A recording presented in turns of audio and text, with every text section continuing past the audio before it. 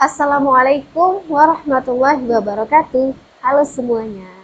Kembali lagi bersama Debbie Adi Kasma di channel Debbie Adi Official pastinya. Oke, jadi pada video kali ini kita akan mereview buku ini ya.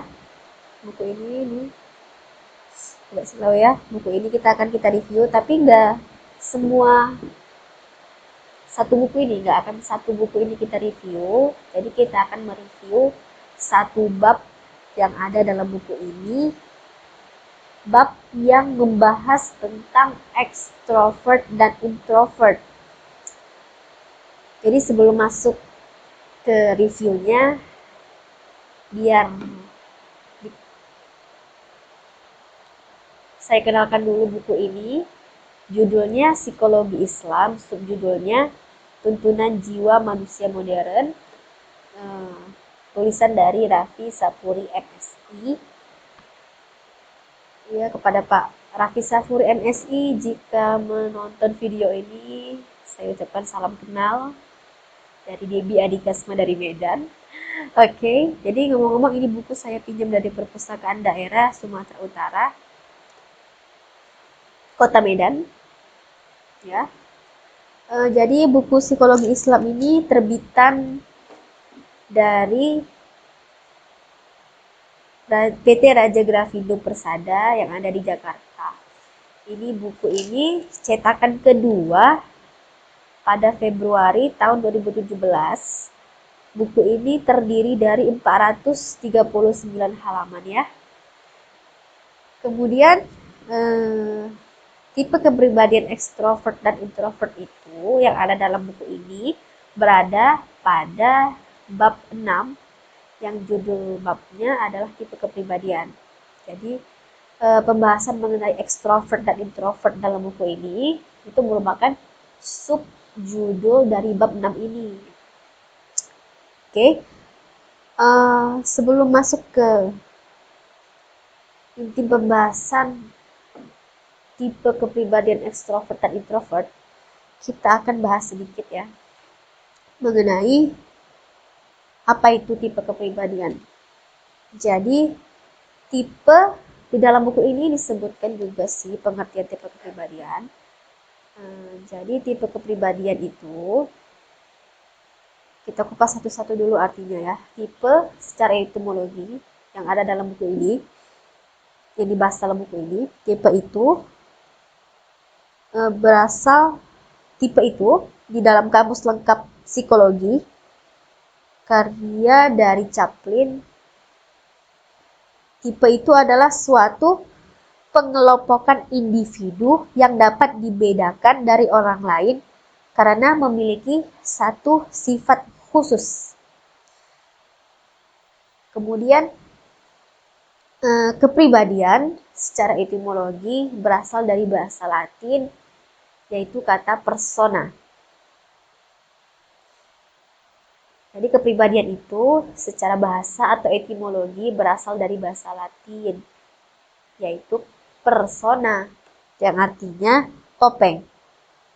Dalam definisi lain, kepribadian ini berhubungan dengan sifat atau ciri-ciri yang menonjol pada diri seseorang. Oke.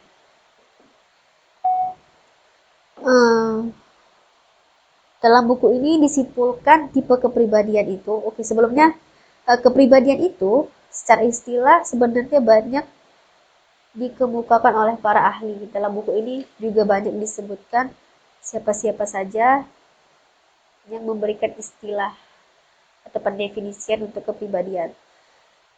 Namun dalam buku ini disimpulkan bahwasannya tipe kepribadian itu adalah suatu pengelompokan tingkah laku seseorang, baik yang tampil atau masih dalam bentuk potensi yang menunjukkan kekhasan seseorang, sehingga dianggap berbeda dengan yang lainnya. Perbedaan tersebut berasal dari faktor keturunan dan lingkungan yang sudah terintegrasikan.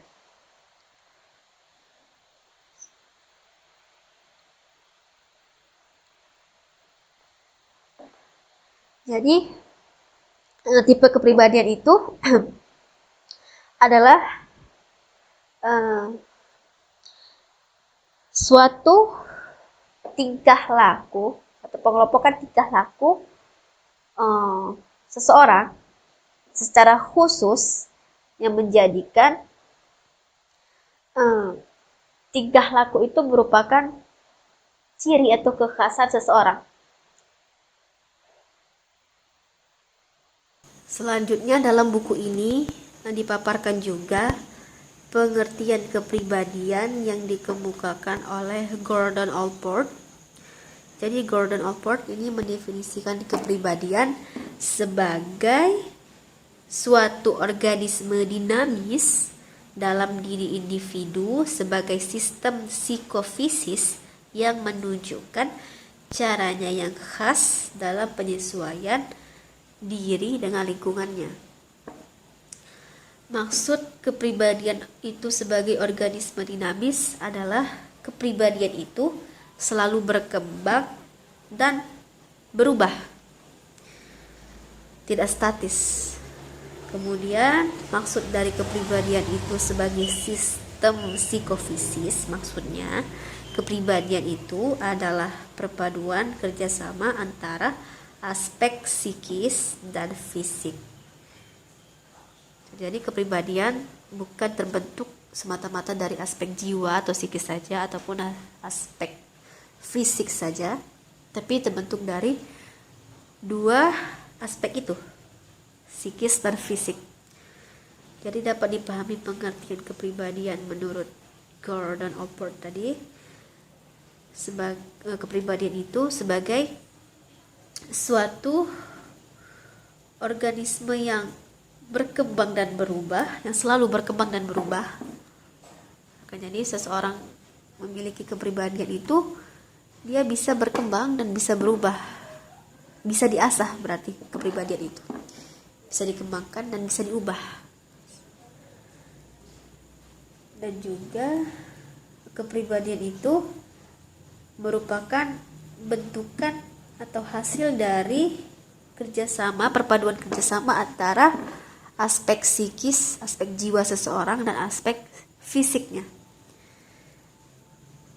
Selanjutnya di dalam buku ini juga dipaparkan menurut Carl Gustav Jung, sifat dasar manusia itu terdiri dari dua tipe. Sebelumnya diperkenalkan dulu siapa sih Carl Gustav Jung ini, karena nanti dalam pembahasan tipe kepribadian manusia di dalam buku ini itu pendapat Carl Gustav itu lebih dominan. Jadi Carl Gustav Jung ini adalah seorang psikiater berkebangsaan Swiss ya teman-teman. Psikiater berkebangsaan Swiss yang lahir pada 26 Juli 1875 di Switzerland. Carl Gustav juga seorang pendiri sekolah psikologis analisis. Ya, kemudian apa sih dua sifat dasar tipologi manusia yang dikemukakan oleh Carl Gustav Jung? Yang pertama itu extraversion atau ekstraversi, yang kemudian dikenal dengan istilah extrovert. Dan yang kedua itu adalah introversion atau introversi, yang kemudian dikenal dengan istilah introvert. Kemudian dalam buku ini juga dipaparkan pendapat Carl Gustav Jung bahwasannya nggak ada orang yang murni extrovert atau introvert saja. Tipe kepribadian extrovert dan introvert ini dua-duanya itu ada dalam diri manusia, dalam diri seseorang dengan variasi yang kompleks. Maksudnya dua kepribadian ini ada dalam diri setiap orang sebagai satu kesatuan. Namun kata Carl Gustav Jung, seperangkat karakteristik dari tipe kepribadian itu ada yang lebih dominan. Jadi contohnya misalkan si A memiliki si A di dalam dirinya ada tipe kepribadian ekstrovert dan introvert. Namun ternyata dirinya ini memiliki tipe kepribadian ekstrovert yang lebih dominan. Jadilah dia seseorang yang memiliki ciri atau kepribadian atau karakteristik yang mudah bergaul, mudah bersosialisasi dengan masyarakat, mudah berinteraksi sosial, mudah menyesuaikan diri, lebih suka bersosialisasi daripada menyendiri, gitu. Seperti itu.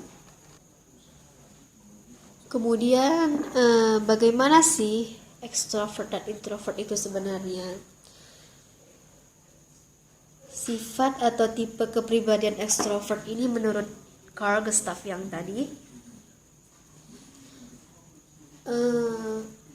pikiran, perasaan, dan tingkah laku yang diluapkan oleh orang yang memiliki sifat ekstrovert lebih dominan ini, dia sangat dipengaruhi oleh dunia luar dirinya, sangat dipengaruhi oleh lingkungan sekitarnya. Jadilah orang yang memiliki sifat ekstrovert ini lebih dominan pada dirinya, jadilah dia orang yang memiliki sifat yang terbuka, mudah bergaul, dan sering melakukan hubungan sosial dengan orang lain. Orangnya ramah, fleksibel, dan dapat bergaul dalam masyarakat. Dan sedangkan untuk orang yang memiliki tipe kepribadian introvert lebih dominan dalam dirinya, cenderung pikiran, perasaan, dan tingkah lakunya itu ditentukan oleh apa yang ada dalam dirinya sendiri. Dunia luar atau lingkungan luar dari dirinya itu tidak banyak memberikan pengaruh untuknya dalam bertingkah laku. Jadilah orang yang memiliki kepribadian introvert yang lebih dominan dalam dirinya ini memiliki sifat yang lebih senang untuk membaca buku berjam-jam daripada berbicara dan bergaul dengan orang lain. Memiliki IQ tinggi dan sangat teliti, kemudian banyak diliputi oleh kekhawatiran, pemalu, canggung, dan sukar menyesuaikan diri dan mengekspresikan diri. Selanjutnya ada lagi di dalam buku ini dibahas mengenai sifat-sifat yang dikelompokkan ke dalam dua tipe kepribadian ekstrovert dan introvert ini, tapi sangat panjang. Jadi kalau digabungkan pembahasannya langsung ke dalam video yang ini akan sangat lama durasinya. Jadi nanti kita akan buat terpisah dari video ini. Selanjutnya dalam buku ini juga ada dipaparkan bahwasannya tipe kepribadian ekstrovert dan introvert ini masing-masing itu mengandung unsur yang membuat seseorang itu dapat bergerak maju, dan juga ada yang dapat membuat seseorang itu bergerak mundur. Jadi gini, misalkan seorang penulis gitu kan, seorang penulis dia dengan sifat introvert akan lebih menguntungkan dirinya. Karena apa? Karena dia bisa lebih fokus dalam menulis.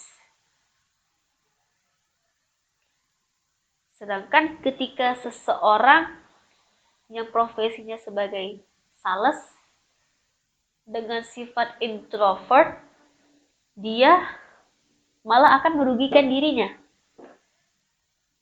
Karena dia akan merasa canggung, malu, dan sulit untuk berinteraksi dengan pembelinya seperti itu.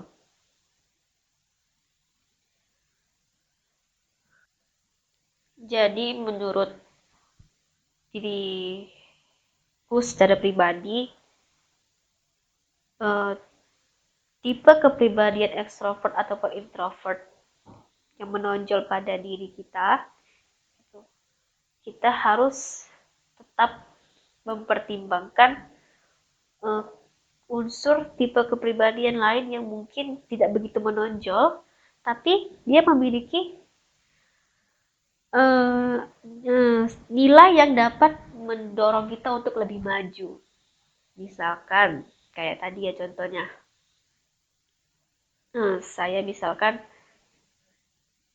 ekstrovert misalkan, gitu kan. Tipe ekstrovert ini kan dia cenderung mudah bergaul, tapi dia sangat sulit untuk bisa berkonsentrasi atau fokus dalam waktu lama. Kan jadi susah nih gitu kan. Sisi positifnya dia extrovert, dia mampu berinteraksi atau bersosialisasi dengan masyarakat dengan baik, sedangkan sisi negatifnya dia susah untuk bisa fokus dalam waktu lama. Nah, jadi di sini perlulah saya untuk mengembangkan tipe kepribadian introvert yang ada dalam diri saya sehingga saya bisa fokus, misalkan fokus dalam belajar dalam waktu lama gitu.